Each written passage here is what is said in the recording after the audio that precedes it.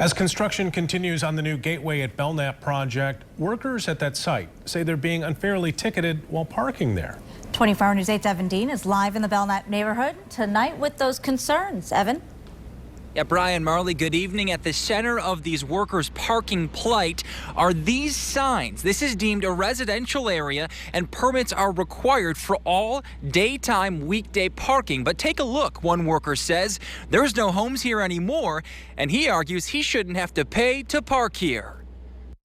As this multi-use development slowly starts to take shape, true blue-collar worker Scott Bollett I've never had anything like this. Says he and fellow concrete workers here are being slapped with parking ticket after ticket while on the job. Violation of restricted residential parking. The now construction site used to be homes in the neighborhood. Not now, says Bollett. And this is not a residential area anymore. This has been zoned and permitted by the city of Grand Rapids commercial. And he argues site workers should be able to park here for free. We have yet to see very many residents parking along this fence at all. He says the $30 tickets are nothing to sneeze at. For some guys, it is half a day's pay. You can see the city wagging their tongue at all the money they're going to make. And he refuses to spend the $75 a month for a city-issued commuter permit. As for just parking further away, Hard as I work, I don't want to have to walk 4 or 5 blocks to and from work to park somewhere. Orion Construction is heading up the project. My personal thought on it,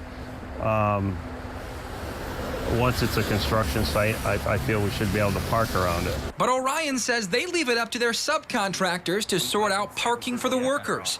Bollett works for one of those subcontractors, Kent Companies.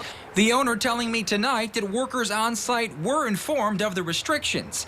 But Bollett and some others are ignoring the signs anyway, an effort to right the wrong in their eyes. I guess we've kind of ignored some of the signs here and there, but this has changed. There's not houses here anymore. So I shouldn't have to buy a residential parking permit.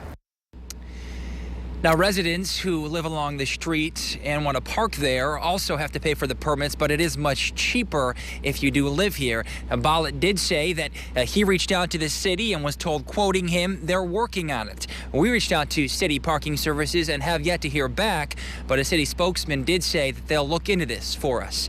We're live in Grand Rapids tonight. Evan Dean, 24 Hour News 8.